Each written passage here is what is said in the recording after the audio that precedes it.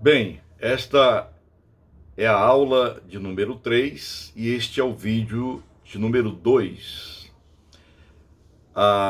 O assunto principal da nossa matéria é a teontologia, é o Deus que se revela como Pai, Filho e Espírito Santo.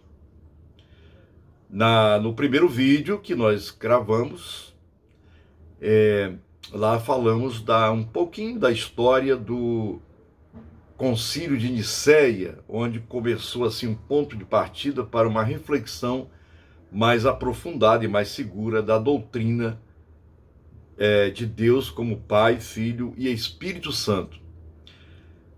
Portanto, este é o modo como Deus se revela, é um modo trinitário, Pai, Filho e Espírito Santo.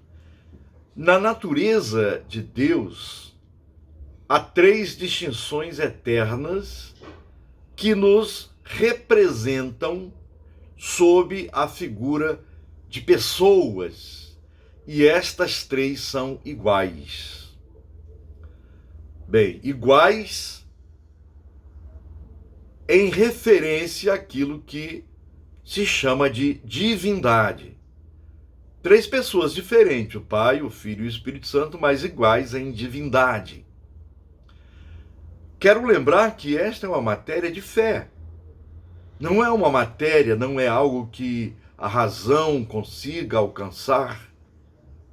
Mas não é para que a razão alcance, que ela procure entender esse mistério, mas para que haja uma crença, que creia. É para crermos. A tripessoalidade de Deus é uma verdade exclusiva da revelação. A tripessoalidade de Deus é uma verdade exclusiva da revelação. Faz-se claramente, apesar de não formalmente conhecida no Novo Testamento. E podem achar-se indicações dela no Antigo Testamento.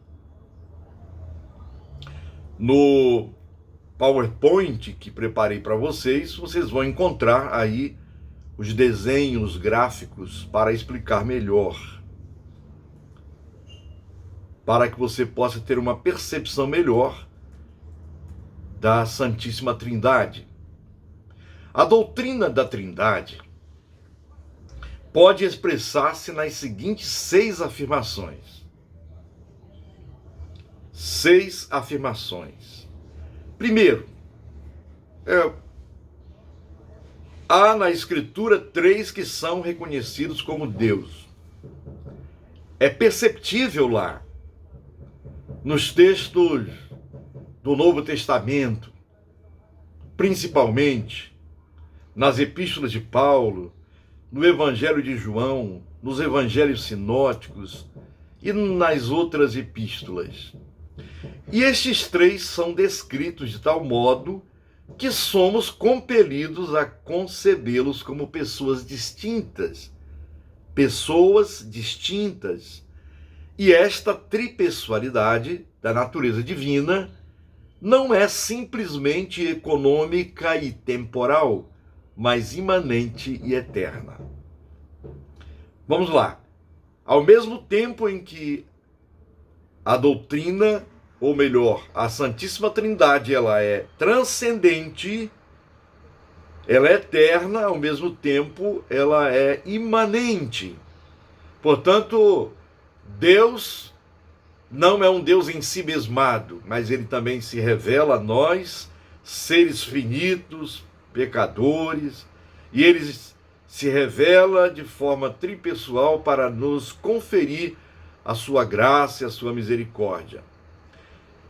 Quero lembrar também que esta tripessoalidade não é triteísmo, não são 3 deuses, pois conquanto haja 3 pessoas, há apenas uma essência. 3 pessoas e uma essência.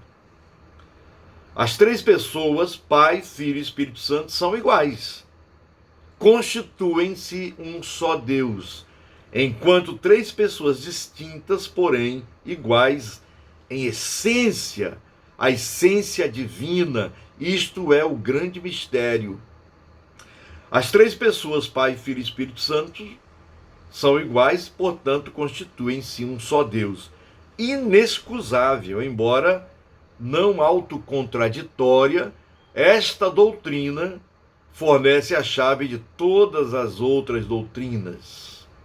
Muito importante observar isto.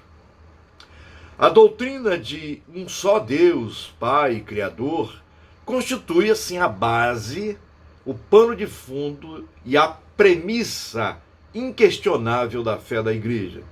Herdada do judaísmo, ela foi sua proteção contra o politeísmo pagão, o emanacionismo gnóstico e o dualismo marcionita. Bem, é preciso explicar um pouquinho o que significa esse politeísmo pagão. Os gregos, eles acusavam os cristãos de serem politeístas porque não criam nos muitos deuses da mitologia grega. Então eles eram acusados de politeístas. Então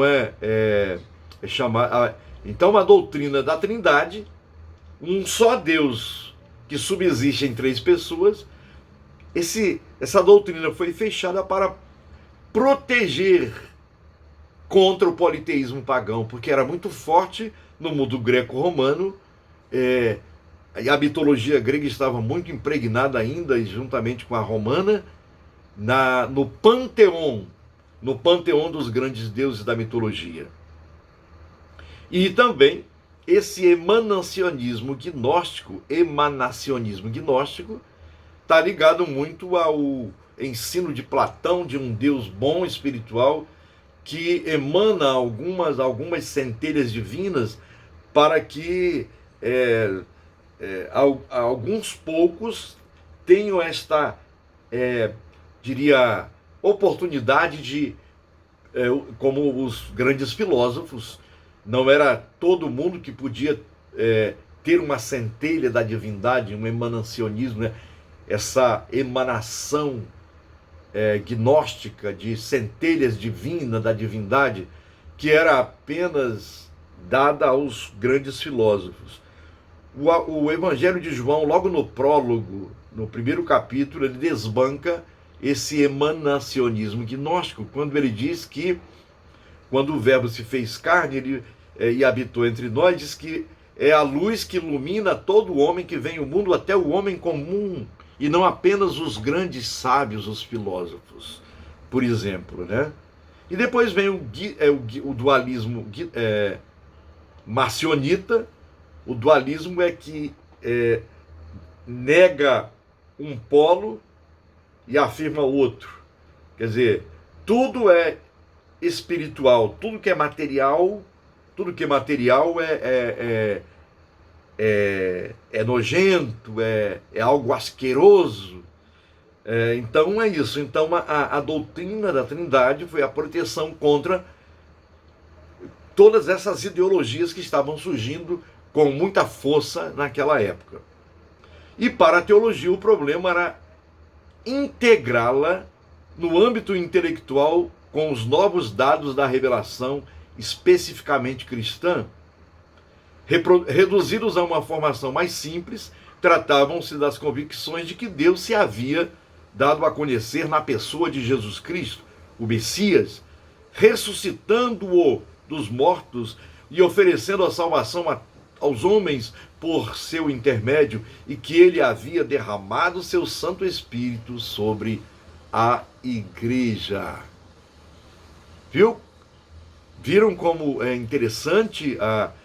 Isso é matéria de fé. Mesmo uma apressada observação da vida da igreja deve mostrar que Pai, Filho e Espírito Santo de fato ocupa nela o lugar que em Israel era ocupado por Javé, ou posteriormente Senhor, em nome do Pai, do Filho e do Espírito Santo. Portanto, são palavras com que começavam os cultos da igreja, das igrejas daquele tempo, da igreja antiga, e neles inseridos todas estas doutrinas que a partir do Concílio de Nicéia vão se desenvolver. O uso do nome trinitário é um hábito universal ao longo da vida da igreja.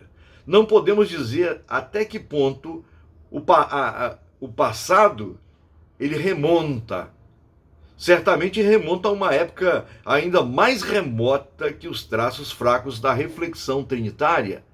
E parece mesmo ter sido uma expressão imediata da maneira como os crentes experimentavam Deus nas realidades culticas de cada igreja, Se haviam ou se existiam, né, várias igrejas e que todas elas criam na doutrina do Pai, do Filho e do Espírito Santo, mesmo que houvesse culturalmente e até mesmo culticamente alguma diferença, mas havia uma crença firme na doutrina da Santíssima Trindade.